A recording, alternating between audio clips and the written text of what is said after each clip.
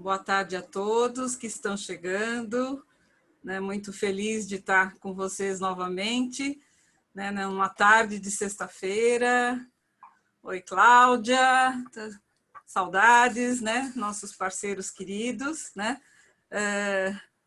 Bem-vindos a todos, né? É com grande alegria que a gente está hoje aqui reunido para atender uma demanda que nós, aqui do São Paulo Open Center, recebemos dos coordenadores, diretores de escolas com as quais a gente trabalha, relativo ao parecer sobre as diretrizes nacionais da educação plurilíngue, né? E convidamos novamente, né, o professor Ivan Siqueira, relator desse parecer, que já tem estado aqui com a gente esse ano, para estar conosco novamente e conversar um pouquinho com a gente sobre essas diretrizes, né, que a gente estava conversando um pouquinho agora, né, e a gente, antes de entrar, e a gente já tem observado, né, já foram várias discussões promovidas por várias instituições, e essa diretriz ainda não homologada, mas ela já está causando aí um movimento bastante interessante no nosso país, né?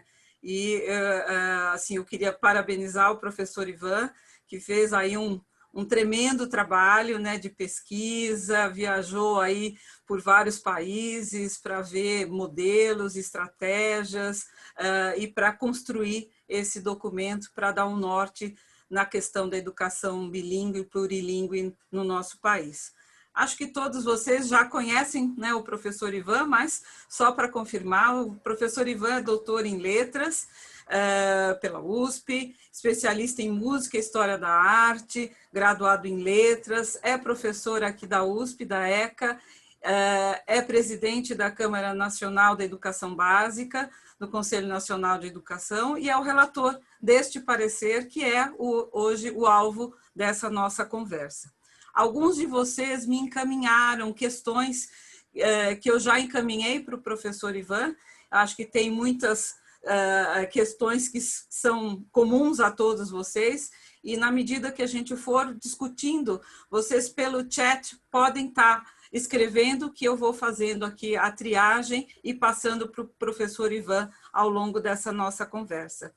De novo, Ivan, super obrigado pela parceria e, mais uma vez, né, parabéns por todo esse seu trabalho, toda essa sua pesquisa e essas diretrizes que já estão nos ajudando bastante em relação a essa questão da educação bilíngue no Brasil. Bem-vindo. Passo a palavra. Obrigado, professora Fátima, em nome da qual eu saúdo todas presentes, e em nome do professor Alberto, que eu vi aqui, também saúdo todos os presentes. Então, é motivo de satisfação poder discutir um pouco a respeito de um tema que eu tenho certeza que vai ajudar a melhorar a educação do nosso país de um modo geral, né? Como a senhora mesma colocou, isso já tem tido uma movimentação. O único reparo é que eu não sou mais o presidente da Câmara, acabou meu mandato. Ah, já? Não sabia. O mandato é de 1 ano e ele pode ser prorrogado. Eu, na verdade, já tive 2 anos de mandato e já chega, deixa para os outros também, né? Então, agora eu continuo como conselheiro lá na Câmara de Educação Básica. A nossa presidente da Câmara é a conselheira Sueli e a presidente do conselho, que foi eleita recentemente, é a conselheira Maria Helena. Então, digamos, eu sou um mero conselheiro com muito prazer, né? Então, tudo tranquilo. Quero dizer que, na verdade, esse trabalho ele se deve à colaboração de muita gente, né? Então, nós tivemos a oportunidade de, obviamente, de conhecer também outros países, outras experiências, mas a gente recebeu muita ajuda ao longo do período em que o documento ficou disponível. Muitas instituições, muitos professores, pesquisadoras, pesquisadores enviaram e, na medida do possível, a gente procurou acolher todas elas, naturalmente. O documento ele teve que ser votado, então toda vez que a gente faz um trabalho colegiado, a gente tem que, obviamente, aceitar, né, ponderações diferentes, etc. E foi exatamente o que aconteceu no documento. Então, o documento procurou incorporar tudo aquilo que foi sugerido pelos especialistas, etc. Mas também há, óbvio, né, algumas escolhas, né? Eu, obviamente, fiz algumas escolhas e tive que submetê-las, e todo o processo de colegiado é uma negociação. Eu estava muito interessado, obviamente, de que a gente tivesse um documento que pudesse startar e, ao mesmo tempo, motivar uma ampliação de projetos de educação bilíngue não apenas nas unidades, nas instituições privadas, mas também nas públicas, mas, sobretudo, que fosse um documento que nos motivasse a melhorar a qualidade da nossa educação, porque o que a gente observa nos outros países é que os esforços que são feitos no sentido, né, de criar educação bilíngue, melhorar o ensino das línguas nos estudos de idiomas e nas escolas, isso leva a outros desdobramentos positivos para toda a educação e para o país, né? Então, eu procurei, digamos, escrever no documento essas boas experiências que nós tivemos oportunidade de conhecer, né? Então, o documento, obviamente, ele não é perfeito, porque também não somos perfeitos, mas ele procurou, digamos, dar contorno para aquilo que foi de mais essencial, sugerido, debatido, e, obviamente, também que revela um pouco, digamos, de um certo acordo nacional em relação a algumas questões, né? Só para dar um exemplo de como isso é importante, por exemplo, houve duas sugestões em relação a uma das questões que a gente já vai abordar aqui, que, por exemplo, a proficiência. E quase sempre, esse exemplo que eu vou dar agora é recorrente, ou seja, são exemplos extremados, eles vão de um extremo ao outro. Então, houve sugestão de que a gente colocasse C1 como proficiência. E, obviamente, eu me insurgi e falei, olha, eu adoraria que a gente pudesse colocar isso, mas não me parece, pelos dados que nós temos, porque nós temos os dados do censo escolar, pesquisa, etc., nós não temos um contingente no país de professores e professoras com esse nível, a gente não pode exigir isso. Felizmente, os meus argumentos foram aceitos e a gente colocou o B2, né? E havia um outro extremo que era para não colocar nada. E aí a pergunta, ok, como que a gente vai, então, motivar as pessoas para progressivamente melhorar o seu desempenho, e isso, obviamente, acarreta a melhoria de tudo. Se a gente não puser nada, as pessoas não vão se mover. Né? Então, e aí a sugestão do B2, exatamente porque a gente verificou vários estudos que mostram qual é o tempo médio em vários lugares, vários países, né? O tempo médio. E a gente sabe que, digamos, o espectro, a largura do B2 é bastante amplo. Né? A gente sabe que do A1 para o A2, via de regra, é um tempo relativamente rápido, porque também é um nível que tem menos complexidade. Né? E nós verificamos também estudos que mostram qual é o grau de proficiência em todo o país, porque a gente também teve esse cuidado de verificar em todo o país, ou seja, todas as unidades federativas, que obviamente têm estudos, né, que têm dados para a gente poder verificar. Nós estamos trabalhando com o INEP no sentido de melhorar a captação desses dados, porque obviamente essa política ela tem que continuar, mas os dados que nós temos até então, todos eles foram utilizados, e isso nos deu uma segurança de que esse patamar ele é amplamente atingível na maior parte do país. Né? E outra, a gente colocou ainda um período de 2 anos, né? E considerando que nenhum professor ele começa a dar aula sem que, obviamente, ele tenha terminado um curso, sem que ele tenha, enfim, se preparado, é tempo mais do que suficiente para que esse patamar seja atingido. Então, esse é um exemplo assim de questões que a gente teve que enfrentar ao longo, né? Algumas posições de uma ponta a outra, e a gente procurou achar um meio do caminho. Alguns propugnavam que não se pusesse nada, e outros que a gente puxasse o nível mais acima, e a gente procurou, de um modo geral, sempre o caminho do meio, um caminho execuível, mas, ao mesmo tempo, que motivasse as instituições, os professores, a fazer aquilo que nós temos visto, por exemplo, aqui na América Latina, né? Que a gente viu na Colômbia, o que a gente observou no México, que a gente viu no Uruguai, que a gente viu na Argentina e em outros países também, na Espanha, em Portugal, enfim, em vários lugares a gente observou que por determinadas políticas e, digamos, motivações e também cobrança são elementos importantes para que haja um avanço consistente ao longo do tempo e também para motivar as pessoas, porque as pessoas, se talvez nós não puséssemos na LDB que a meta, ainda que não esteja sendo cumprida até hoje, de todos terem curso superior para trabalhar no ensino infantil, na educação infantil, provavelmente nós teremos o mesmo cenário diante da LDB. Tá? Então, é necessário que a gente estabeleça parâmetros para que o sistema como um todo ele caminhe, né, para uma situação melhor do que a vigente. Então, digamos, esse é o preâmbulo aí da nossa conversa. Podemos já atacar as perguntas, se não tiver nenhuma outra questão. Acho que, deixa eu ver aqui do lado, acho que podemos caminhar por aquelas questões que eu já te enviei. Acho que, começando até por essa questão de proficiência, né, surgiu uma pergunta, até foi hoje, né, de hoje, em relação a como comprovar essa proficiência, quais são as sugestões, recomendações, enfim. Exato. Então, nós sabemos que não há ainda um padrão nacional, né?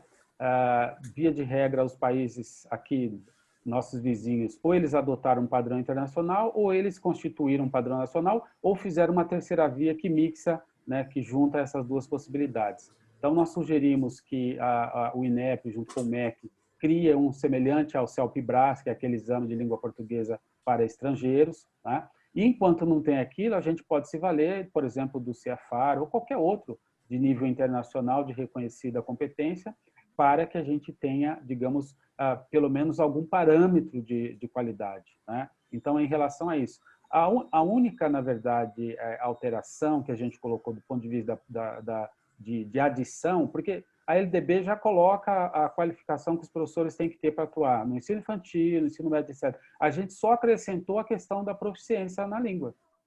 Basicamente só isso, né? E, obviamente, porque o que a gente tem aqui, de um modo geral, os professores não têm uma qualificação, aqueles que, obviamente, vão trabalhar em escolas bilíngues, né? Então, o que a gente colocou foi a necessidade de uma formação para esse cenário.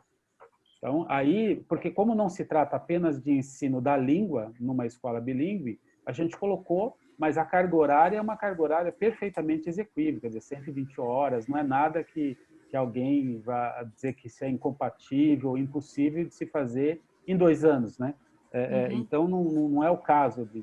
Então, basicamente, são esses dois acréscimos foram feitos. Tudo mais que está lá é repetição do que já está na LDB. Eu só coloquei para facilitar, na verdade, né? Porque, de fato, nem precisaria colocar vários quando a gente pega o texto. Então, eu procurei ser bastante didático, né? E, por conta disso, acabei sendo, digamos, redundante num certo sentido. Mas, quando a gente pega, por exemplo, os artigos que vão falar sobre a formação do professor, etc., tirando esse aspecto, os demais, eles já fazem parte daquilo que a LDB exige, né? Com exceção disso que eu coloquei. O professor, para atuar numa escola bilíngue, ele precisa ter uma formação e, obviamente, o professor dos anos iniciais, né, da educação infantil, ele precisa saber a língua. Ele não pode apenas ter a formação, por exemplo, ter o magistério, enfim, pedagogia, etc., se ele não sabe aquela língua que ele vai utilizar. Se ele não sabe, eu quero dizer, se ele não tem aquela proficiência adequada. Então, essas são as duas únicas diferenças. Todas as demais, elas já estão na LDB. Por exemplo, que está escrito lá, o professor que vai trabalhar no Fundamental 2, nas demais disciplinas. Ora, a LDB já coloca que ele tem que ter formação na área afim, então física, química, e se ele vai trabalhar, vai atuar numa instituição bilíngue, ele precisa ter a formação na língua e nesse componente. Então, tirando, ou seja, é a mesma adição para todas as etapas, na verdade, né? Porque todo o resto já está previsto na LDB. Então, eu só repliquei, na verdade, para ajudar para ser didático, mas a diferença é a proficiência, né, que a gente está colocando, e, obviamente, a questão do conhecimento da especificidade que é a escola bilíngue. Então, são essas duas, digamos, esses dois acréscimos. Fora isso, tudo mais já está previsto na LDB. Né? Então, é isso que, digamos, é a inovação do ponto de vista da qualificação profissional, né? Em todas as etapas, que nós estamos falando da educação básica. Né? Então, desde a educação infantil para frente, são só essas duas questões, digamos, que não estão presentes hoje. Né? E o documento passando sendo homologado, ele passa a vigir, e ainda tem um prazo para que isso ocorra, ou seja, não é imediatamente, até porque existe uma lei, né? A lei que diz que os documentos tenham vigência, ela estabelece o prazo mínimo de 1 semana, nós estabelecemos 2 anos. E também esse período de 2 anos foi um período negociado, então a gente estabeleceu 1 ano, depois mais 1 ano, né? Porque, obviamente, a gente fez as contas e verificou que é possível, porque os professores que já atuam, eles praticamente só têm que cumprir esses 2 requisitos. porque a gente está imaginando que ele já tem, na verdade, o conhecimento da língua, porque senão, como é que ele está dando aula, né, sem ter? Então, na verdade, para esses professores, restaria apenas o quê? Essas 120 horas, caso eles não tenham nenhuma complementação, seja mestrado, doutorado, etc., etc., compatível, né? Então, são essas duas diferenças. Todas as outras, elas já estão previstas na LDB, né? Então, essa formação em educação bilíngue, ela tem que obrigatoriamente ser reconhecida pelo MEC, ou, por exemplo, alguém que tenha uma formação feita no exterior ou auferida por uma instituição de fora, ela vai ser reconhecida? Tem que ser, né? Pela nossa legislação, sim, né? Mas isso já é padrão, né? A única diferença, por exemplo, se você tem um curso de graduação, aí você precisa que ele seja reconhecido por uma instituição. Isso já é da regra, sim, digamos, do jogo, né? Sim. Mas se você faz, por exemplo, no meu caso, eu fiz um curso de especialização na Berkeley, de música e história da arte, né? É válido, porque há uma reciprocidade, né? Pela carga horária e assim por diante. Né? Só no caso de graduação que a gente tem a lei que especifica que você deve ter o reconhecimento por uma instituição pública, etc., etc. Há projetos na Câmara para que isso também seja estendido para instituições de ensino superior privadas, né? Mas, por enquanto, o que vige é as instituições públicas, né? Que fazem o reconhecimento dos cursos de graduação. Então, é possível, sim, cursos feitos no exterior que têm uma carga horária compatível, né? Agora, isso aí a gente não regulamentou exatamente para que isso seja feito localmente, para que, de acordo com a situação local, os estados e municípios façam aquilo que seja mais exequível e, obviamente, que seja mais compatível com o desenvolvimento da localidade. Por isso que eu optei por não colocar, não amarrar demais, né? A ideia foi só colocar aquilo que é de incumbência do Conselho, que são normas gerais, e aí as localidades estaduais e município onde houver sistema podem fazer as adequações necessárias locais.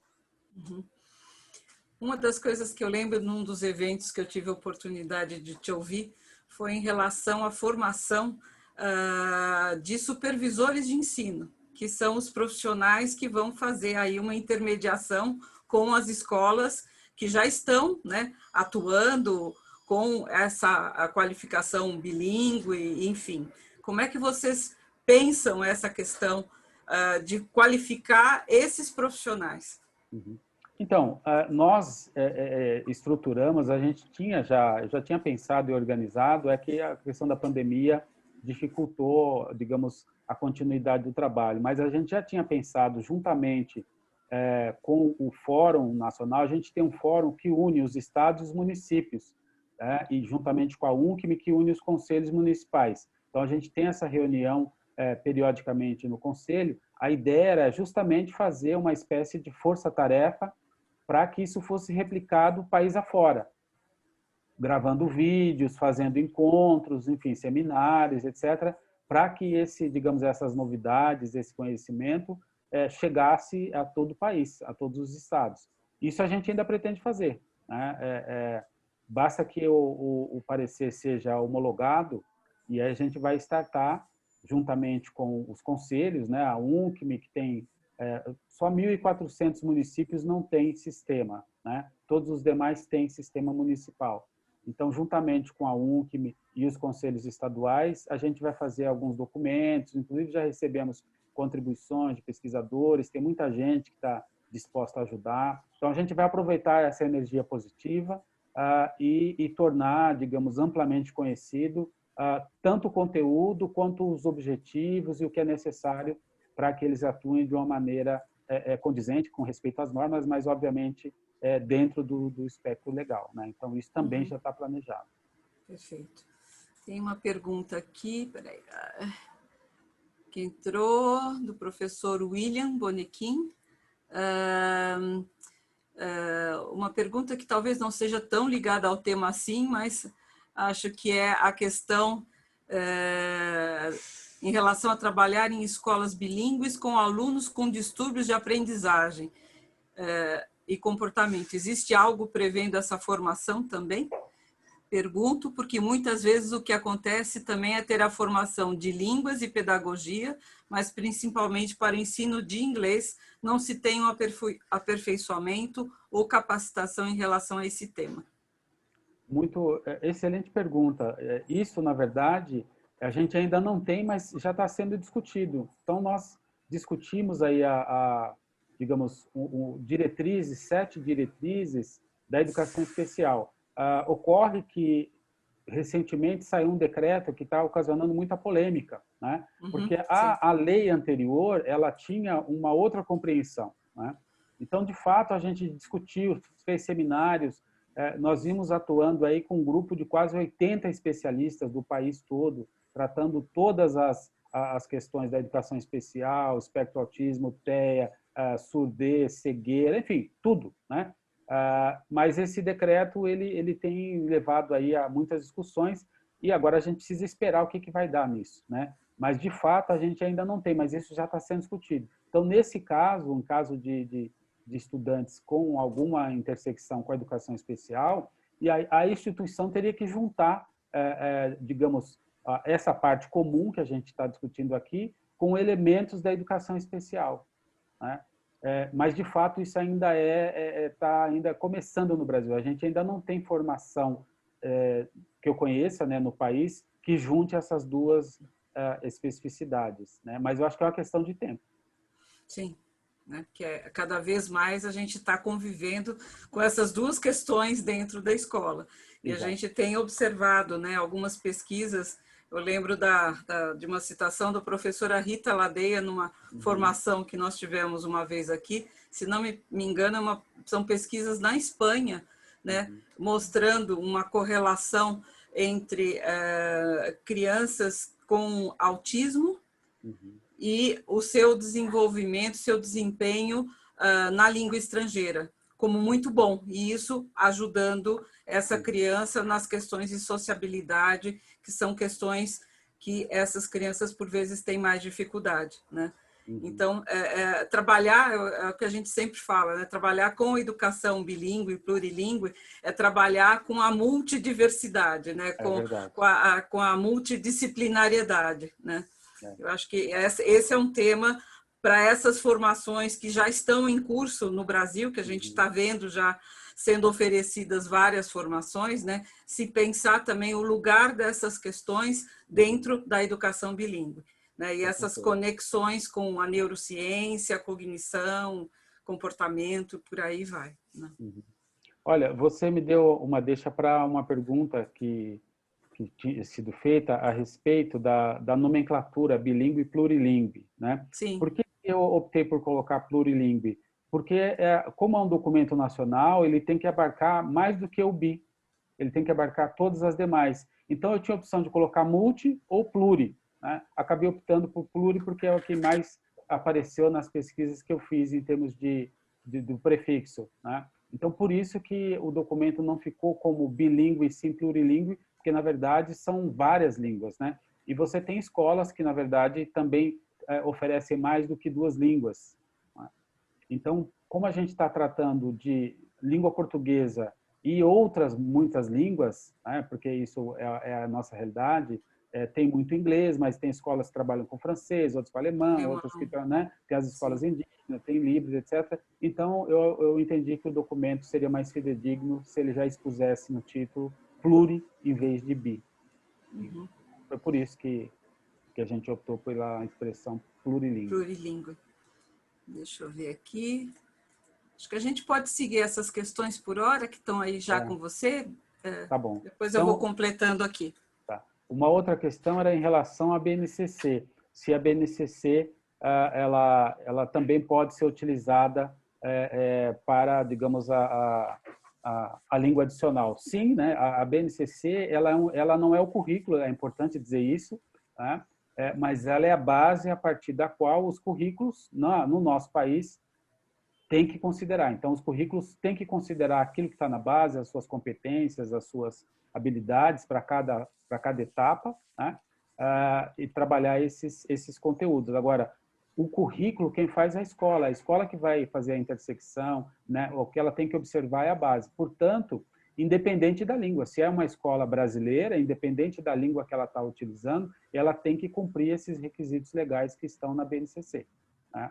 Então, teve uma outra pergunta também relacionada a eu acho que, na verdade, a dúvida é porque talvez não tenha ficado muito claro a leitura, é que a escola, quando ela está trabalhando a língua portuguesa, né, ou outra língua, nos dois casos, sendo uma escola brasileira, ela tem que se basear na BNCC.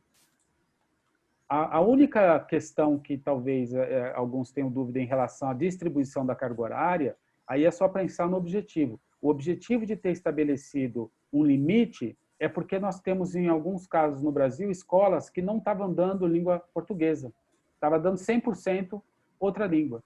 E isso a legislação não permite. Por isso que a gente colocou um limitador, digamos assim, até 50%, porque senão você não tem, sobretudo para os estudantes, se a maior parte deles fica grande parte do tempo na escola, eles não terão desenvolvimento compatível na própria língua materna, porque eles estarão expostos somente a uma outra língua. Então, na verdade, essa opção de colocar um limitador aí se deve a esse extremo de algumas escolas que não davam a língua portuguesa e davam o currículo todo numa outra língua. Então, esse é o motivo. Perfeito. Deixa eu ver aqui, acho que vamos seguindo. Estão falando de neurociência. Tem uma outra que fala sobre fiscalização, né? Uma outra. Então, isso daí. Como vai funcionar a fiscalização do ensino bilíngue no Brasil? Isso é de competência das redes estaduais e onde há das redes municipais. Toda escola, toda instituição de ensino, ela tem que ir lá, né? Para ela poder funcionar legalmente, ela tem que fazer um processo. Então, isso continua. Então, são essas, digamos, essas redes, elas é que têm incumbência de verificar se a escola está atuando regularmente dentro daquilo que se deve ou não. Então, isso por força da legislação, isso é local.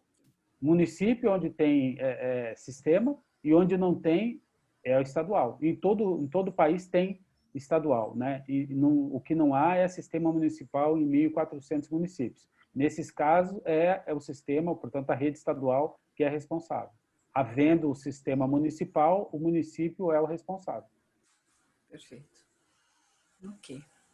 Eu gostaria de convidar o Rafael Bianchi, ele está aqui, e o professor Sérgio Lins também. Foram dois que encaminharam perguntas, talvez vocês se manifestando diretamente dá mais vida a essa nossa roda de conversa aqui. Vocês podem abrir suas câmeras. Rafael, você quer começar? Professor Ivan, boa tarde. Rafael, quem fala aqui de Ribeirão Preto. Boa tarde, Rafael. Caminhei algumas perguntas por escrito para o senhor, mas eu gostaria de reiterar assim, a nossa alegria por essa conversa hoje, né? E o reconhecimento pelo belíssimo trabalho que foi feito e também pelas adições que foram feitas posteriormente com a ampla consulta feita no Brasil inteiro. A gente entende o enorme empenho de trabalho e de esforço que isso demandou de vocês. Então, parabéns. Eu acho que um grande passo foi dado e isso certamente melhora a qualidade da educação bilíngue que a gente vai oferecer em todo o país, né? Algumas questões relacionadas à formação de profissionais o senhor já abordou, acho que ficaram claras para nós todos. Eu queria trazer uma pergunta que está no chat, só para a gente esclarecer essa questão. Por exemplo, surgiu uma pergunta aqui sobre uma qualificação internacional oferecida por Cambridge, tá? Que tem uma carga horária compatível àquela recomendada de 120 horas. Então, neste caso, ainda que ela não seja reconhecida pelo MEC, ou seja, ainda que não esteja vinculada a uma universidade, uma instituição de ensino superior brasileira, ela seria válida como comprovação de qualificação do professor. Esse é o nosso entendimento. Está correto isso? Correto, corretíssimo. Isso, na verdade, já é uma prática que a gente tem corrente no Brasil, então não tem inovação. A única diferença que eu comentei com a professora Fátima é se fosse um curso de graduação. Aí você tem reconhecimento de uma instituição, porque é assim que diz a legislação, né? Perfeito. E uma outra pergunta, ainda em relação às nomenclaturas que foram utilizadas, né, pelo menos no meu entendimento, a obrigatoriedade de que se sigam todas as recomendações que estão no parecer e que serão que terão força de lei logo mais, elas cabem aí às escolas denominadas escolas bilíngues. Em relação a programas bilíngues ou os programas de carga horária estendida que são trazidos ali pelo documento.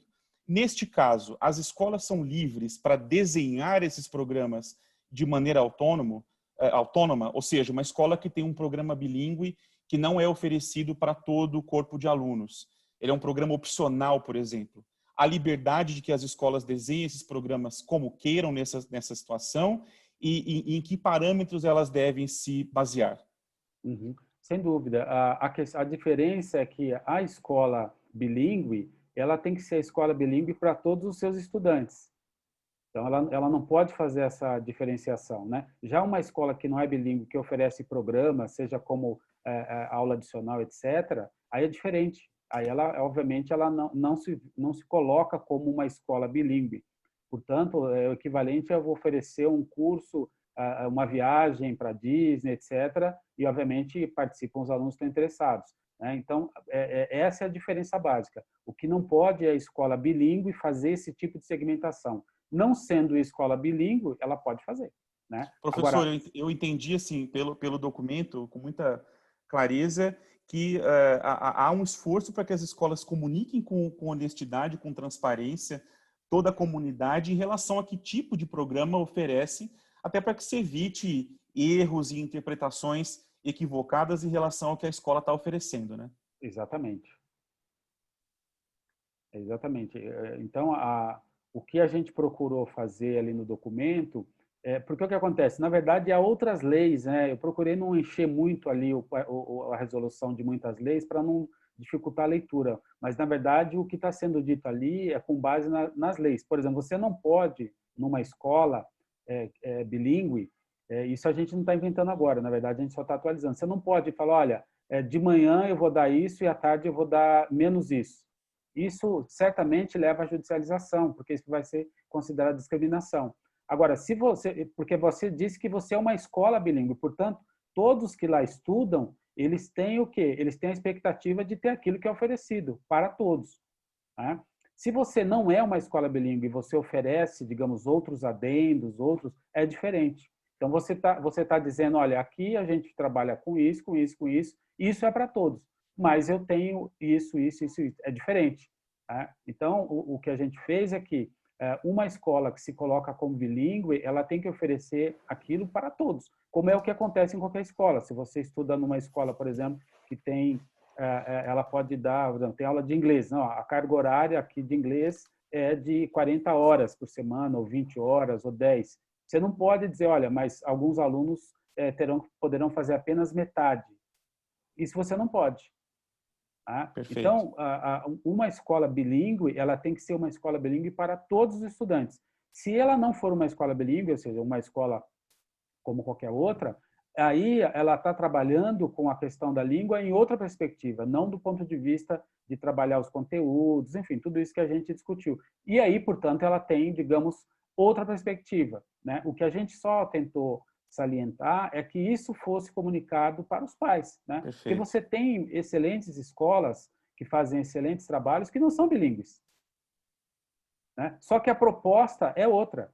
Então, o que a gente procurou fazer é que o documento dá respaldo para que aquelas escolas que são verdadeiramente bilíngues, né, que a literatura coloca, que não é só ensino de idiomas, elas podem ostentar aquilo que elas são. Aquelas que fazem um excelente trabalho, mas que não cumprem esses requisitos, não podem fazê-lo. O que não quer dizer que elas não sejam boas instituições, mas elas não são bilíngues, porque, por exemplo, se elas oferecem parte do programa opcional, e ela não é uma escola bilíngue, ela é uma escola que tem, digamos, uma outra característica, tá? Mas ela, bilíngue, ela pode fazer essas sugestões que você está colocando e outras mais, né? Porque o currículo é da escola. A escola bilíngue também, o currículo é inteiramente feito pela escola. Ela só tem que seguir esses parâmetros, mas a maneira como ela vai fazer, a distribuição, tudo isso é por conta da escola. Excelente, eu acho que isso traz luz a essa realidade, né? e incentiva essas escolas a realmente comunicarem com clareza que tipo de trabalho que está sendo feito. Eu acho que as distinções são extremamente importantes. E uma última pergunta da minha parte, antes de passar aí a palavra para o Sérgio, para os colegas que estão aqui. Eu achei muito interessante o fato da última versão do documento trazer a perspectiva de pedagogia para a educação bilíngue e letras para a educação bilíngue. Então, no nosso entendimento, deve haver aí uma organização das instituições de ensino superior para que elas também consigam desenvolver cursos de graduação com esse foco. Isso está correto, professor? Corretíssimo. Isso foi na verdade, um dos aspectos que a gente recebeu de vários pesquisadores, de vários professores, enfim, pedagogos, que disseram, olha, se a gente não inscrever, se a gente não colocar essa necessidade de uma formação específica, nós não teremos qualidade, nós não vamos avançar. Porque há uma diferença, se a gente está considerando que uma escola bilíngue ela tem uma característica específica que não é exatamente apenas ensinar uma língua, mas que é uma modalidade, tem toda uma característica, esses profissionais vão aprender isso onde? Tá? Então, é óbvio que isso deve ser, portanto, tema de estudos da formação, seja ela inicial ou formação continuada para aqueles que já estão no campo, no trabalho. Né? Então, isso a gente discutiu com vários especialistas aqui do Brasil e nenhum foi contra. Né? Então, essa foi uma unanimidade. Né? Todos foram favoráveis e aí a questão era só delimitar a questão da carga horária. Então, a gente está também, eu fiz algumas recomendações no corpo de parecer, porque o conselho ele não pode, digamos, mandar o MEC fazer algumas coisas. Mas uma das recomendações é exatamente que o MEC faça as alterações e crie, inclusive, linhas de pesquisas, né, na CAPES, etc., para que a gente tenha fomento para essa formação. Então, está corretíssima a sua interpretação. Perfeito, professor. Fátima, eu volto com você, se o Sérgio quiser complementar com outras perguntas.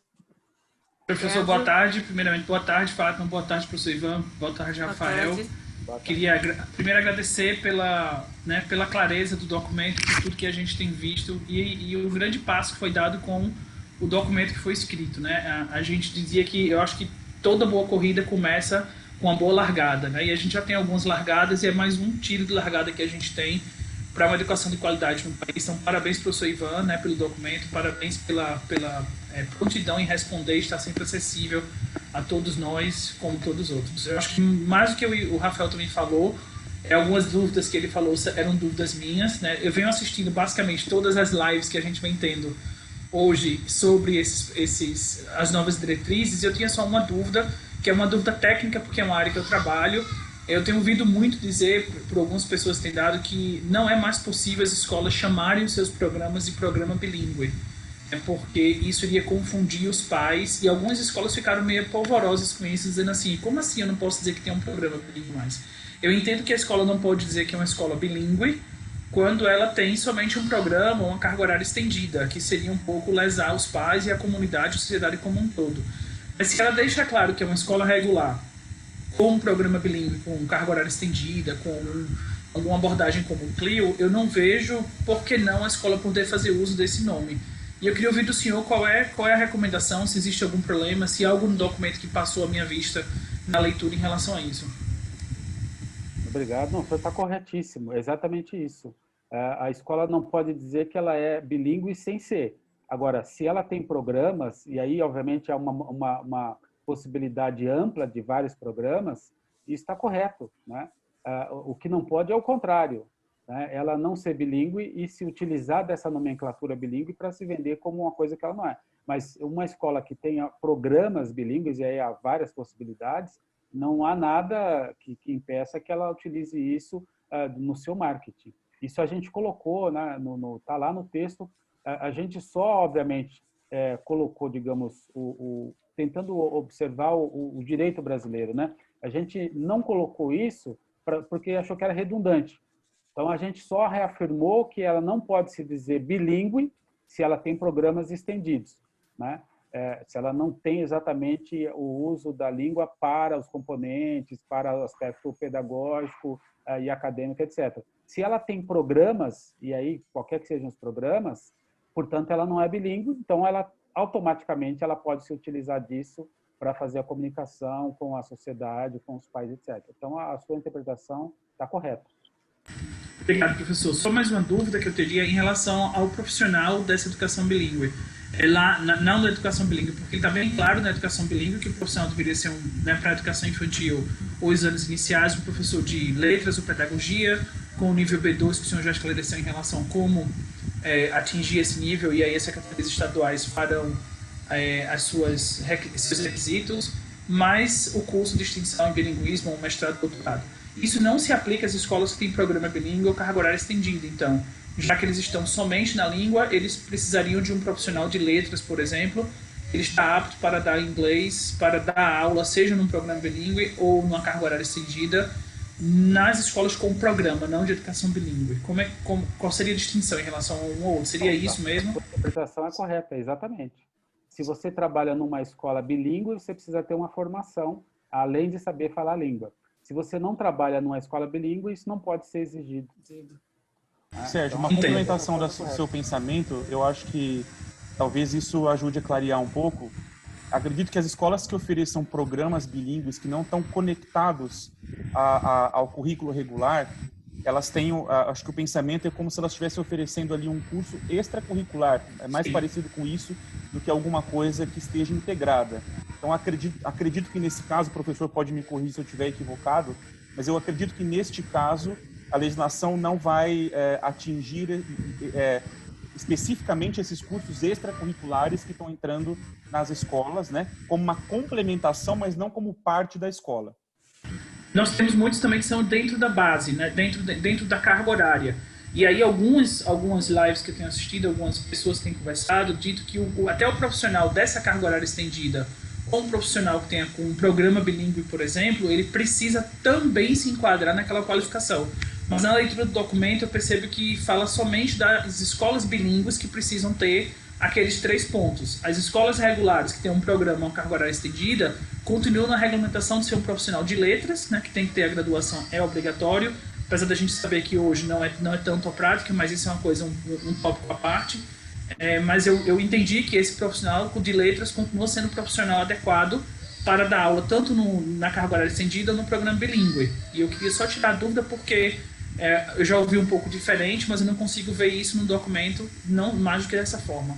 Não, sua interpretação está correta, até porque digamos, o princípio é que quem está trabalhando numa escola bilíngue, que é uma nova modalidade, digamos que não está na LDB, que não é você dar aula de língua, qualquer que seja ela, mas você fazer uma integração dos componentes didáticos, etc., dos materiais, né? Enfim, as disciplinas, com uma metodologia. Essa é a diferença. Ora, se você não está trabalhando sobre esse signo, sobre esse sistema, não se pode exigir, né, aquilo que está sendo exigido no sistema anterior. Então, a sua interpretação está correta. Muito obrigado, professor. Boa tarde. Boa tarde. Bom, eu estou vendo aqui uma conversa da Karina e do Duval. Vocês gostariam de falar aqui, compartilhar com a gente? Eu gostaria, Fátima, se me pudesse, se me der um minutinho. Prazer te rever, como sempre. Obrigado, professor Ivan. Acho que é a primeira vez que eu tenho a oportunidade de te ouvir falar. A Fátima já me conhece, a gente já se conhece de outros projetos e atuo bastante, né, nessa questão do ensino de inglês como uma ferramenta de transformação social, sobretudo, né? A gente sabe que, infelizmente, né, a nossa educação bilíngue, de fato, ela eu costumo dizer, um privileged asset, né? Então, infelizmente, as pessoas que têm mais acesso normalmente atingem isso. Acho que nesse aspecto, né, nós tivemos aí nos últimos anos um crescimento do famoso bilinguismo, entre aspas, né, de várias escolas se denominando bilíngues, que eu vejo como positivo, que eu acho que gerou uma certa sensação, né, para os pais, em particular, da relevância da língua, da importância do aprendizado do idioma. Eu acho que é importante, mas, obviamente, a gente não pode permitir, né, que as escolas façam isso sem que, de fato, elas ensinem aquilo que elas estão prometendo, né, porque a gente estaria vendendo uma falsa ilusão.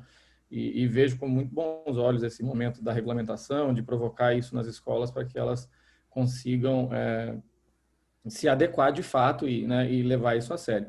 Só que eu queria te ouvir um pouco o seguinte, a gente tem um problema muito sério de política pública com o inglês no Brasil, né? Porque a gente não tem profissional suficiente no país hoje, se a gente for olhar para o nosso país em escala, e a gente tem estudos que mostram isso, e não estou falando não só do profissional de inglês, mas de todos os profissionais, né? E da nossa população como um todo, né? tem um problema estrutural aí para a gente resolver do ensino da língua. Como é que a gente poderia resolver isso? Qual que é o caminho? Como é que a gente consegue chegar lá? Porque, assim, acho legal, a gente tem a regulamentação e tudo mais, mas em escala, né? O que a gente pode pensar, em quais são as alternativas? Não sei se é algo que você já refletiu sobre, mas queria te ouvir sobre isso, seria bem interessante. Obrigado, Val. Excelente pergunta. Olha, na verdade, a gente está, embora o documento só tenha saído agora, eu estou trabalhando com isso desde 2016. Na verdade, o documento já era para ter saído quando eu cheguei. Eu cheguei ao Conselho em dezembro de 2015. Por que não saiu? Porque entrou a BNCC. E aí, os conselheiros que estavam antes, quando eu cheguei, terminou o mandato deles. Então, o conselheiro Cordão era o relator, ele estava fazendo, porque houve um conjunto de demandas do Paraná, de escolas do Paraná, várias escolas, dezenas. Ele começou a elaborar um parecer e terminou o mandato, ele não conseguiu. E aí, obviamente, eu achei que era mais interessante fazer um documento genérico do que apenas fazer uma resposta para algumas escolas do Paraná, né, ou de um outro estado. Então, na verdade, a gente já vem trabalhando com isso desde 2016. E o que eu observei em vários países, então a gente tem vários exemplos a seguir, né? Então, agora, isso tudo vai depender de política pública, não dá para fazer só por ato de vontade. Então, por exemplo, o que o Peru fez? O Peru, ele investiu, ele mandou professores fazerem cursos de 3 a 6 meses. E quando eles voltaram, eles próprios começaram a treinar outros professores. E em 1 ano, eles conseguiram aquilo que em outros lugares demorou 5 anos. Mas por que o Peru adotou essa estratégia? Em parte, né? Porque eles tinham um número muito, muito pequeno de professores com habilitação em língua inglesa. Não é o nosso caso. Nós temos muito mais gente. Só que nós temos um outro problema aí. O número de profissionais que vão se aposentar nos próximos 10 ou 15 anos no máximo. A gente já sabe que é um número altíssimo. Mas é também uma oportunidade de formar novos quadros para o contexto vigente e que está vindo aí, né? Então, a gente precisa, primeiro, ter escolhas políticas. A gente pode, por exemplo, criar programas. Nós não criamos o Ciências Sem Fronteiras. Perfeito. Né? Que, enfim, que recebeu várias críticas, mas se a gente quiser, a gente pode criar um programa semelhante focado em língua, por exemplo. Uhum. É possível. E ele nem precisa ter...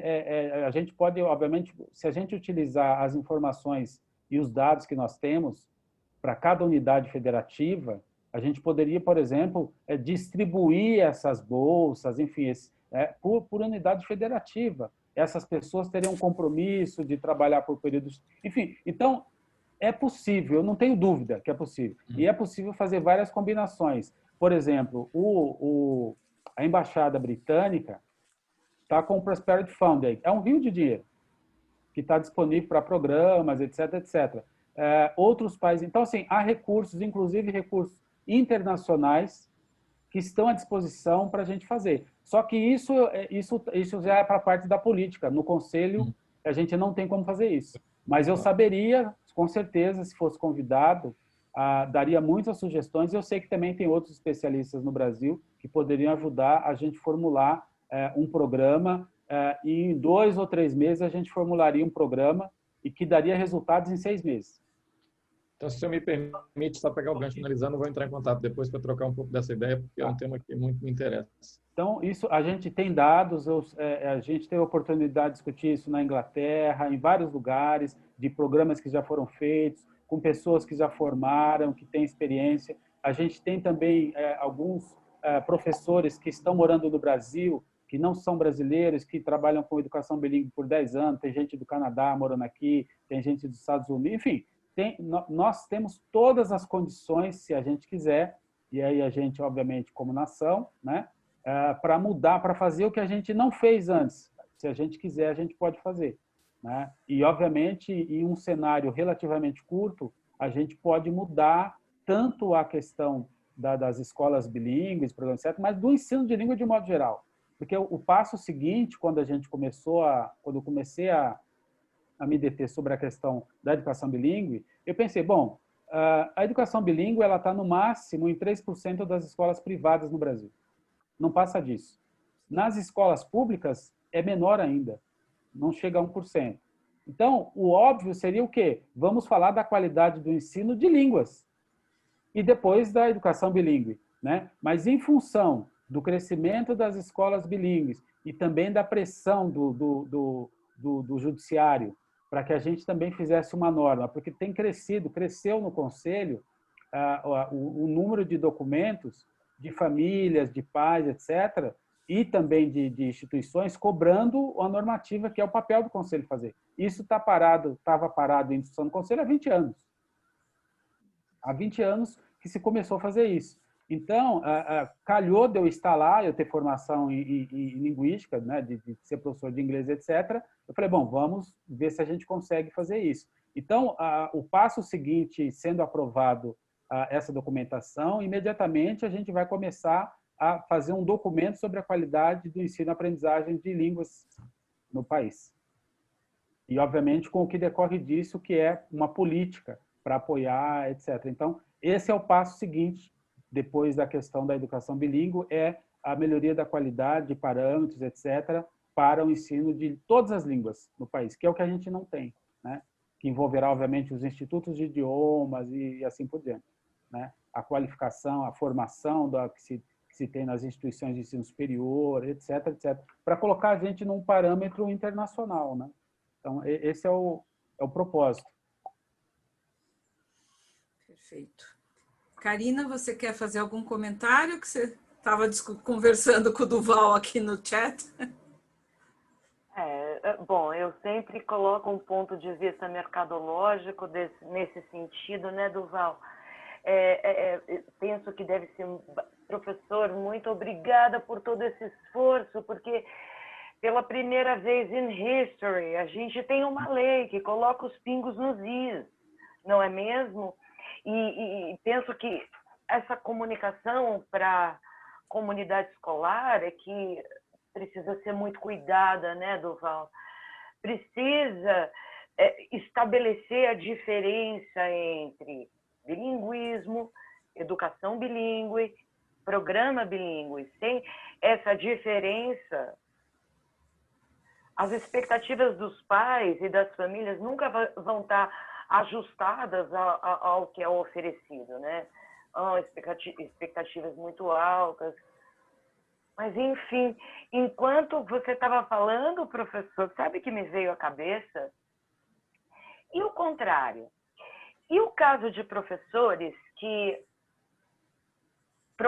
inglês que se formaram em língua inglesa, não têm letras, mas sabem o inglês, que dá, sabe, pessoas que vieram, né, da minha época, que se formaram de outra forma.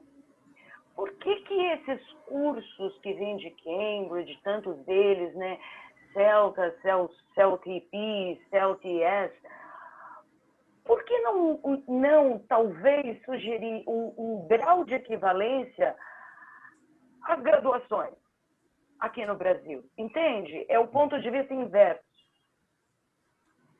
É possível, só que aí a gente, para fazer essa alteração, algumas vão depender de lei. Aí o Conselho não pode fazer. Algumas dessas alterações, elas dependem de lei, porque você está tratando de uma esfera legal, não normativa, né? Então, algumas coisas a gente consegue fazer no que está abaixo, infralegal, que é o que está no parecer. Outras alterações, elas dependem de lei. E aí depende do Congresso, né? Deputados, etc. Por isso que a gente não pode. Mas eu acho que é uma excelente ideia. Alguns professores tinham sugerido também algumas coisas assim. Mas isso não está na mão do Conselho. Porque isso digamos, foge da normatização e entra na legislação. Aí depende de lei. Entendo. Temos aqui uma questão da professora Elizabeth Favoreto. Elizabeth, você gostaria de tornar pública a sua questão? Elizabeth, está presente? Sim, pode Oi. tornar pública, porque é uma dúvida que eu tenho, Então, vamos justamente porque o contexto das escolas, das instituições escolares, a LDB assegura, né, exige uma formação básica, né, em pedagogia para os anos iniciais e educação infantil, e no caso, letras, no caso de especialista em língua estrangeira. Então, quando um colega falou sobre cursos de inglês, né? Cursos de inglês são cursos livres, né, professor? Então, ele realmente não tem uma regulação que exige essa habilitação mínima. Mas, num contexto de uma instituição escolar que ofereça um programa bilíngue em outro turno ou para um seleto número de alunos, ou o que seja, mas esse professor precisa ter essa formação, né? Porque ele está dentro do sistema, né? Exato. Não, isso está coberto na LDB. A única diferença aí é se for uma escola bilíngue, e aí não, porque aí isso vai ser objeto, digamos, de ensino para todos os estudantes. Aí não tem essa diferença. Mas nesse caso específico que a senhora citou, está corretíssimo. Né? Não, é porque o nosso amigo, em um momento, ele falou que como oferecendo aulas de inglês em hora estendida, esse professor não precisaria ter essa graduação. Não. O que ele falou, que eu entendi, é que ele não precisaria ter formação adicional para a instituição bilíngue. Mas o restante, a LDB é a mesma, o mesmo artigo. Então tá bom. Então, desculpa. Exatamente. Eu havia entendido errado. Não, porque eu acho que é importante isso, né? Sim, porque, claro. Né? Tá bom. Muito obrigada, professor. Imagina. Ivan, uma questão minha, né? Há muito tempo eu trabalhei muitos anos com orientação profissional, né? E orientando jovens de ensino médio aí no seu início de percurso de carreira, e eu já vivia a crise pela não escolha pela área de educação. E essa sua fala, né, de que a gente tem um contingente importante de professores em fase de aposentadoria, é algo que já vem sendo sinalizado há alguns anos, né? Como atrair jovens para a carreira da docência? Essa é uma questão que a mim, pessoalmente, há muito tempo já me cutuca, né?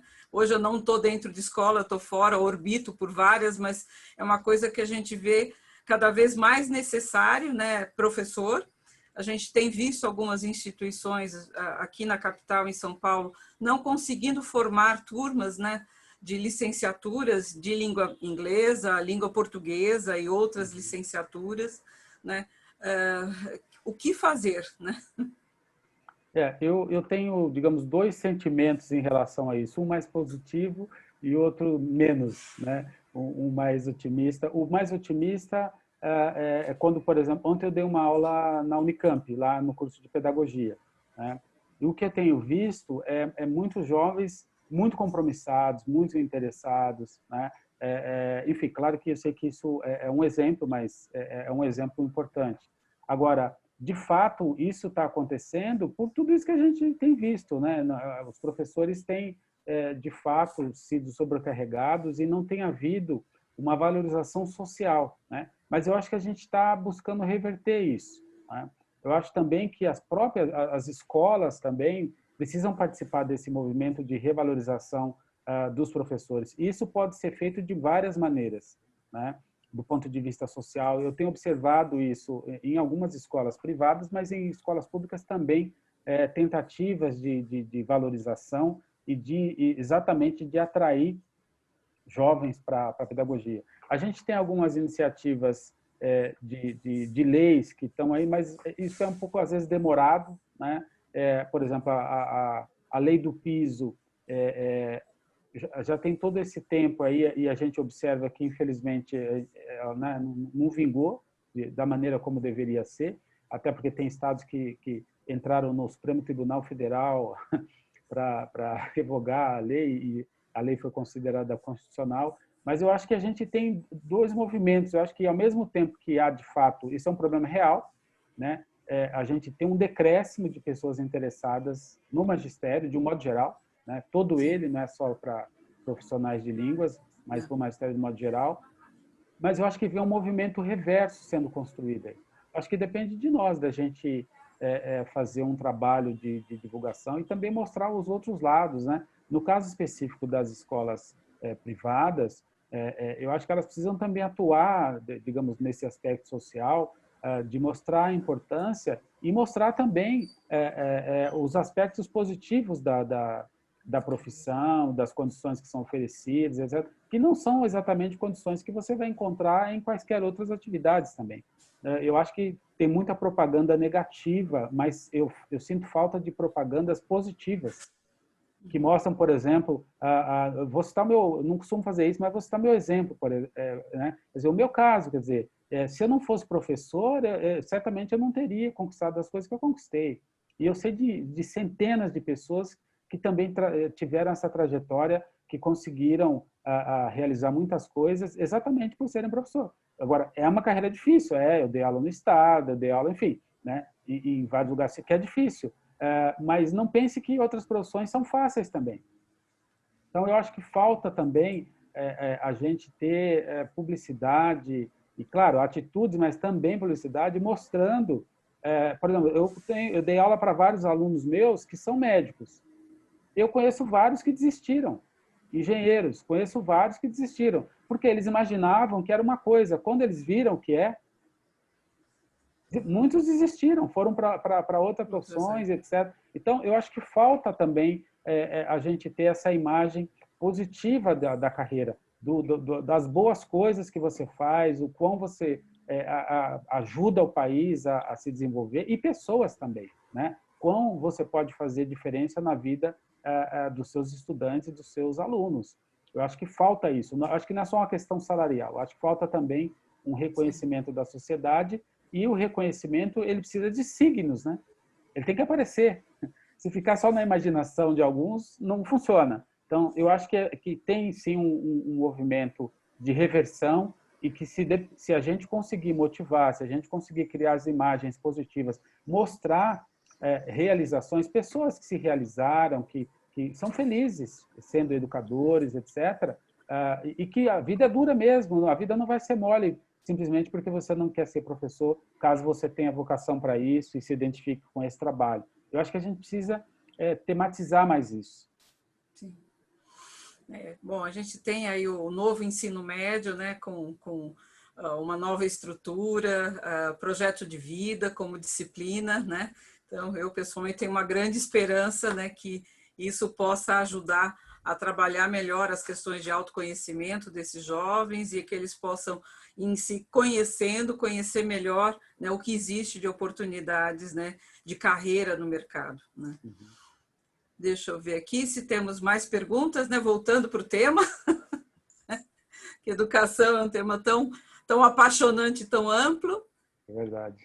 Temos mais alguma questão aqui? O Duval te agradecendo, ele precisou sair. O Duval foi presidente da ONG Cidadão Pro Mundo, Conheço. Né, que faz um trabalho aí com ensino de inglês, com professores voluntários, né, que é fantástico, né, eles conseguem resultados trabalho. E assim transformando vidas através do inglês, né? A própria história do Duval é um exemplo disso, né? Não sei, eu acho que o Alberto Costa está por aqui ainda. Deixa eu ver se o Alberto está aqui. Eu estou por aqui. Meu querido Alberto, você teria alguma colocação para o professor Ivan? Bom, eu queria primeiro agradecer ao professor Ivan e a você, Fátima, em nome do SPOC, né, por trazer essa oportunidade mais uma vez para todos nós, ouvir, né, o professor Ivan, principalmente nessas oportunidades onde você consegue congregar tantos profissionais, né, num evento só, é realmente gratificante. Mas eu achei muito importante a colocação do professor Ivan em relação à formação dos professores, né? E em relação também a esses cursos que podem ser reconhecidos pelo MEC. Eu gostaria até, professor Ivan, se possível, de um esclarecimento sobre esses cursos, né? Eu vi que o Rafael perguntou aqui sobre uma das qualificações de Cambridge International, que tem um foco realmente em contextos bilíngues mesmo. Quais são outros exemplos de qualificação? Porque realmente, eu acho que é muito natural a gente pensar que tem que ser de alguma instituição brasileira, não é? Ficou claro que para a graduação, não, a graduação ela tem que ser realmente reconhecida, mas essas outras formações, para quem já tem a graduação, já assim, consegue atingir os requisitos mínimos do documento, quais são as outras opções? Então, obrigado, Alberto. Na verdade, a gente não tem uma resposta única, exatamente porque isso não está regulamentado. E isso vai depender muito, não dá para a gente, eu acredito que não dá para a gente estabelecer uma regra única, porque a gente tem situações muito diferentes no país, né? Então, vai depender também daquilo que os estados e os municípios avocarem. Como você, tirando a questão da graduação, que aí é por lei, né? Você tem toda uma legislação. Nesse caso, os municípios ou os estados, eles próprios podem fazer acordos, eles podem fazer, e a gente tem alguns exemplos desse tipo, né? Por exemplo, em Santa Catarina, com a Argentina, e aí você tem um mútuo reconhecimento, né? Nessa esfera da complementação. Então, é possível, estou pensando sobretudo nos estados de fronteira, né? Então, os estados que têm fronteira com os países de língua espanhola, por exemplo, ou ali na Guiana, né? Enfim. Então, é possível que os estados estabeleçam. Eu optei por não fechar no documento exatamente para não dificultar essas possibilidades locais, né? Já que não tem nenhuma lei que diga nada em contrário. Então, isso eu acho que vai favorecer soluções outras. E aí, se for o caso, né, se ajudar, a gente pode eventualmente propor algum tipo de documento, não necessariamente normativo, né, pode ser um parecer apenas, que ajude digamos, a regrar um pouco essas questões. Mas, a princípio, a gente achou que seria mais interessante deixar em aberto para que as localidades pudessem fazer as suas escolhas de acordo com a realidade que elas têm. Entendido, professor. E considerando a diversidade da realidade, né, as situações de fronteira, outras línguas estrangeiras também, né, ficou bem claro agora. Obrigado. Bom, temos mais alguma questão aqui? Olá, sou diretor da World Ed School, escola americana que implementa programas classificados na regulamentação como escolas brasileiras com currículo internacional. É questão de Flávio Liberal, essa. Se alguém quiser conversar... tá. Flávio, você quer fazer sua pergunta, sua reflexão? Flávio está presente? Olá. Olá, Flávio. Não, estou mais como ouvinte, na verdade, entrei sob, né, de toda essa discussão sobre currículo, né, essa regulamentação há pouco tempo.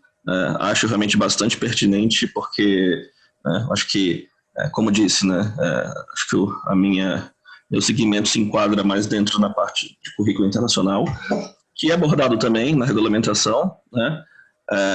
Mas digamos que talvez não seja o core da mudança ou a área mais impactada, né? Mas eu trabalho com bastante escolas brasileiras regulares e realmente essa questão da apropriação do termo bilinguismo, né, a banalização, a gente vê bastante sofrimento pelas escolas que de fato são, né, para as pseudo-bilíngues, né? Mas estou acompanhando toda a temática aí. Vejo que não tem muita questão relacionada, né, a essa questão do currículo internacional nas escolas.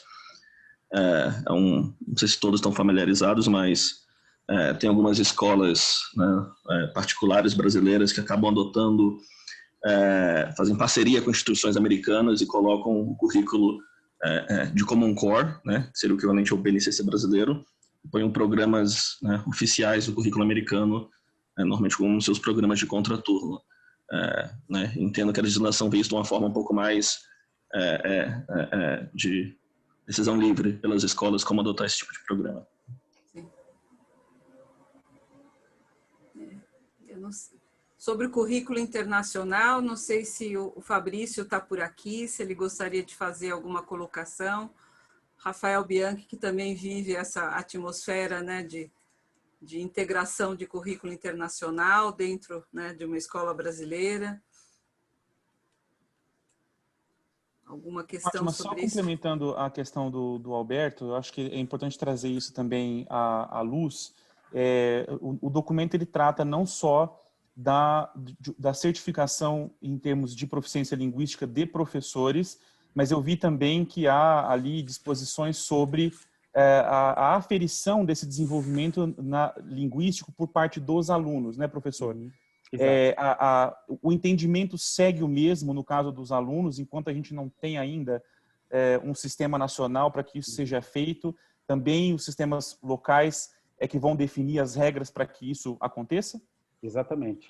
A única coisa que a gente colocou é que haja um percentual ali, né, digamos, de aferição ali, em termos de alcance, né, daquele nível. Mas o princípio é o mesmo, né? Então, a gente colocou porque qual que é digamos, a origem dessa questão? Quando a gente estava discutindo a questão da formação e da proficiência dos professores, também se colocou, bom, e como é que a gente sabe se os estudantes alcançaram determinados patamares, etc, etc. Bom, a única maneira é fazer uma avaliação, né? E aí, óbvio, fazer uma avaliação significa que você tem que ter um sistema. Nós não temos um sistema nacional. Eu também coloquei no documento, mas como recomendação, né, porque também não pode ser mais do que isso, para que o Ministério da Educação ou crie um sistema ou adote outro. E aí, nesse caso, a gente recomendou o CFA, mas evidentemente que pode ser qualquer outro sistema internacional, né? Então, enquanto nós não tivermos um modelo nacional, obviamente pode-se utilizar qualquer modelo internacional que, obviamente, tem alguma credibilidade. Então, isso também está colocado.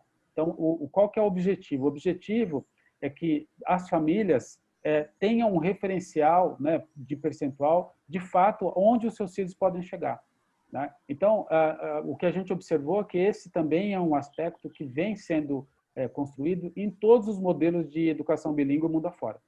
Então, você sabe, né, quando você vai fazer um curso agora, você sabe que, bom, o curso tem uma carga horária X, existe uma expectativa que você aprenda isso. Claro que você tem que se dedicar, etc, etc. Mas você não ter parâmetro nenhum, ou seja, você não poder dizer, olha, ok, eu coloco meu filho daqui a 6 anos, quando ele terminar o Fundamental 1. Ele vai saber o quê? Ah, não sei. Não dá, tem que ter algum, né? Sim. Então, a gente colocou 80%. Você tem que ter algum marcador, você tem que ter alguma referência até para a gente poder melhorar, né? No caso, a própria escola poder melhorar e o sistema como um todo, a gente poder ir avançando, evidentemente, né? Então, essa é a origem digamos, dessa inclusão desse artigo, também referente à aferição da qualidade ou da aprendizagem também dos estudantes. Na verdade, isso é um movimento que está indo para toda a educação básica, é só uma questão de tempo para a gente ter isso. E uma coisa que me causa um certo desconforto, e eu não quero causar polêmica trazendo esse assunto, mas eu acho que também deve ser o pensamento de algumas pessoas que estejam conosco aqui. O senhor, como professor de inglês, também deve em algum momento, ter tido isso em mente, né? A gente sabe que a obrigatoriedade do ensino de língua adicional, ela começa ali nos anos finais do ensino fundamental.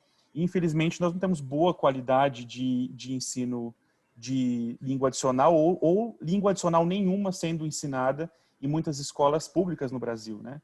E a gente entende que isso causa uma desvantagem muito grande para esse aluno em relação à vida acadêmica que ele vai seguir futuramente, ou mesmo as oportunidades profissionais que vão se fechar para esses alunos, né? Há alguma discussão nesse sentido? Porque é triste ver que as escolas particulares elas têm um movimento tão sólido em relação a isso e as públicas ainda ficam bastante atrás, né? Então, professor, quando a gente teve, lembra quando houve lá em 2017 a chamada Lei do Ensino Médio, né? Foi essa lei que mudou a LDB e que colocou essas questões todas. eu fiz, na época, uma proposição de que a gente colocasse, quando a gente estava discutindo a questão do inglês, já que o inglês ia ser a única língua obrigatória, né, a única segunda língua obrigatória, todas as outras são opcionais, mas o inglês é a língua obrigatória. A minha sugestão foi que a gente começasse nos anos iniciais, né? Qual foi a resposta ao argumento utilizado para isso não ser acolhido? Nós não temos professores. Esse foi o argumento, né? Eu aceito parcialmente esse argumento, sobretudo agora em 2020, mas isso foi há 3 anos, então não houve nenhuma mudança estrutural, né? Eu aceito parcialmente porque, como eu também conheço os números e conheço enfim, a destinação dos recursos, eu sei que é possível que a gente, em 1 ano, mudasse esse panorama se a gente quisesse. Então, o que eu fiz, né? Eu repropus isso. Como eu vou apresentar um documento relativo ao ensino de computação desde os anos iniciais, eu vou reapresentar novamente para a gente baixar, ao invés do 6º ano, para a gente baixar para o 1º ano, para a educação pública também. Vou reapresentar. E utilizando esses mesmos argumentos. Se a gente vai oferecer computação a partir do 1º ano, por que a gente não vai oferecer também a língua que é compulsória, a segunda língua? Excelente, então, eu fico muito feliz de ouvir isso da sua parte, professor. Me deixa muito feliz mesmo. E mais é uma ainda, coisa que me martela e me incomoda.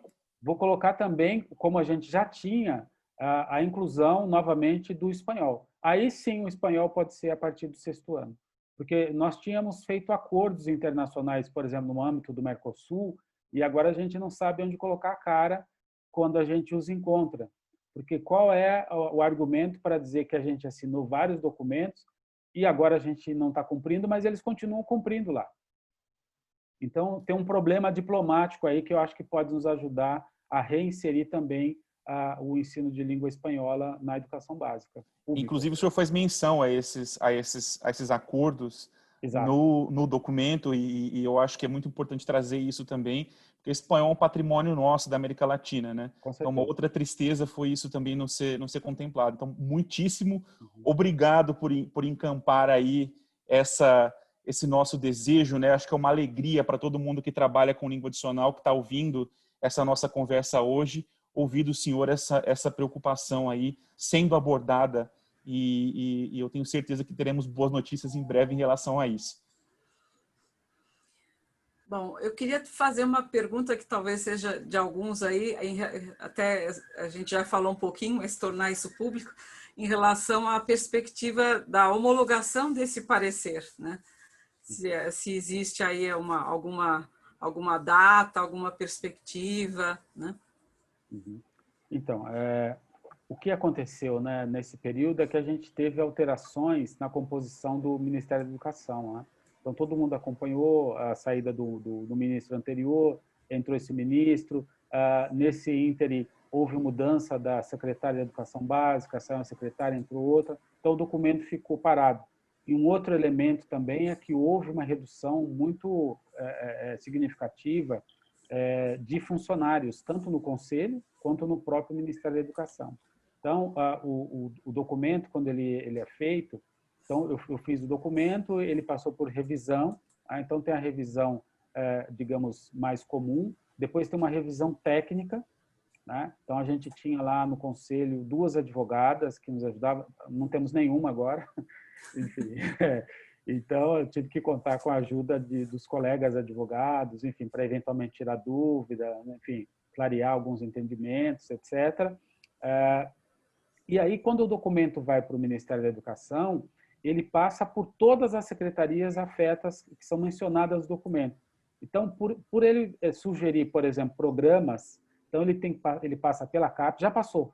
Na verdade, eu vi ontem, já passou por várias secretarias. Então, ele passa pela Secretaria de Educação Básica do MEC, Secretaria de Ensino Superior, as secretarias que trabalham, por exemplo, com materiais, já que eu sugeri a inclusão de uma plataforma onde a gente pudesse compartilhar, etc. Passou por a secretaria.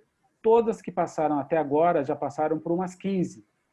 Todas foram aprovadas. Então, isso é digamos, isso é positivo, né? Porque nenhuma dessas secretarias que já fizeram menção, todas aprovaram, enfim, fizeram elogio, etc., da parte jurídica também, que é a Conjur, né? A gente também não teve nenhuma menção, digamos, de reprovação, né?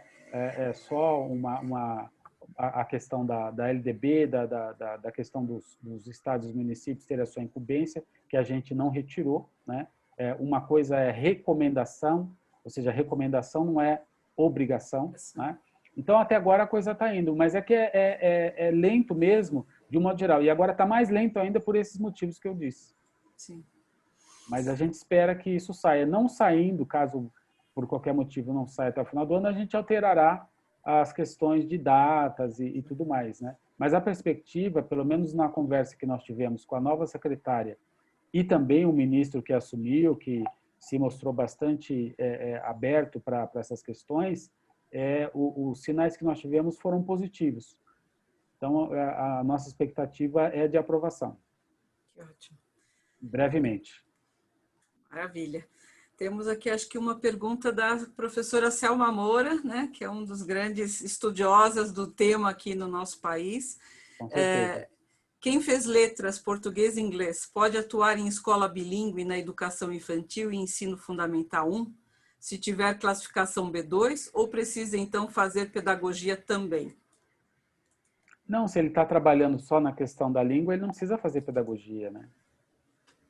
Então, isso já está posto. A questão é só a complementação em educação bilíngue, né, que a gente colocou. Mas no trabalho da língua, não, ele já está habilitado, né? Como já é hoje. Ok. Tanto que lá no documento a gente coloca as duas coisas. Né? No artigo, a gente coloca exatamente isso, né? Pedagogia ou, né? A gente coloca as duas, então não há, porque é isso que está na legislação. Uhum.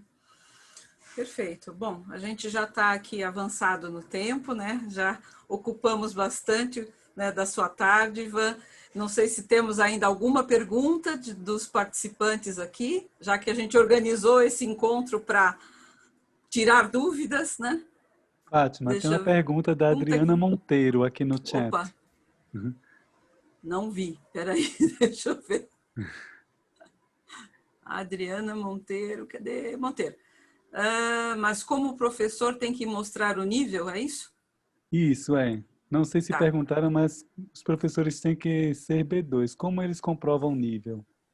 Tá.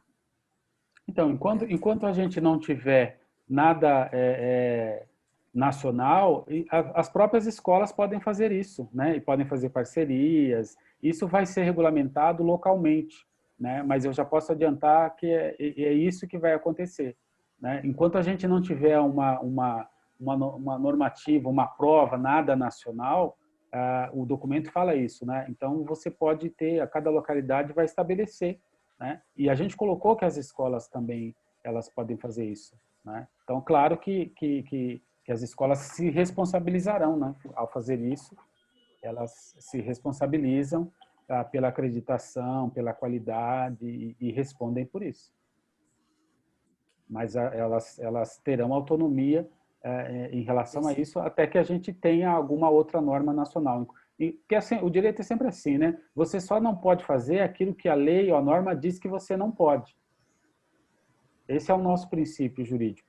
Então, como não está dizendo que não pode isso, pode. Pode. Para todas as situações. Só quem não pode fazer isso ou não deveria fazer isso é o poder público. O poder público, ele só pode fazer aquilo que está previsto. Ele não pode fazer aquilo que não está previsto. É isso que diz a nossa Constituição. Perfeito. Então, deixa eu ver. Mais 7 novas perguntas. Opa! Excelente conversa. O Common European Framework será referência, certo? Quer dizer, pode ser, né? Sim, mas pode haver outras, né? A gente colocou, porque obviamente pela qualidade, mas pode haver outras referências internacionais que tenham igual quilate, enquanto a gente não tiver um nacional. Ou se a gente também não fizer a opção pelo nacional, porque a gente também pode decidir por não ter um nacional e adotar, por exemplo, padrões internacionais. Pode ser o CFAR, europeu, ou um outro americano, enfim. É possível também. Tá. Fazendo só uma correção, a pergunta sobre a questão da qualificação do professor de letras português não foi a professora Selma Moura, foi a Franciane Mendes, tá? Eu li aqui rapidinho, né? Mas a Selma Moura parabenizou e agradeceu pelas suas palavras. Desculpa aqui, li rápido e li errado. Imagina. Abraço, agradecimentos. Selma ajudou bastante a gente aí com sugestões, e, enfim, vários profissionais, a Selma foi uma das que nos ajudou aí na construção das boas coisas que lá estão. Isso aí. Então, acho que aqui agradecimentos, excelente momento, boa, né, excelente reflexão.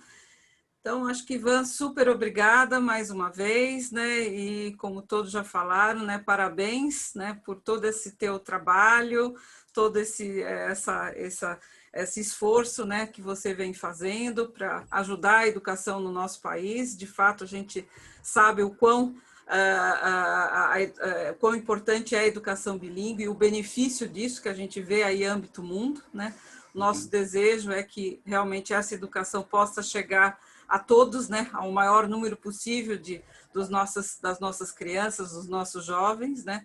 E eu acho que esse movimento já gerou um movimento muito interessante, né? Várias pessoas, instituições, estamos aqui nós discutindo e nos movimentando, pensando em soluções, pensando em formações para melhorar continuamente, né, a educação do nosso país, né? Então, parabéns mais uma vez. Obrigada a todos vocês que estiveram aqui conosco nessa tarde.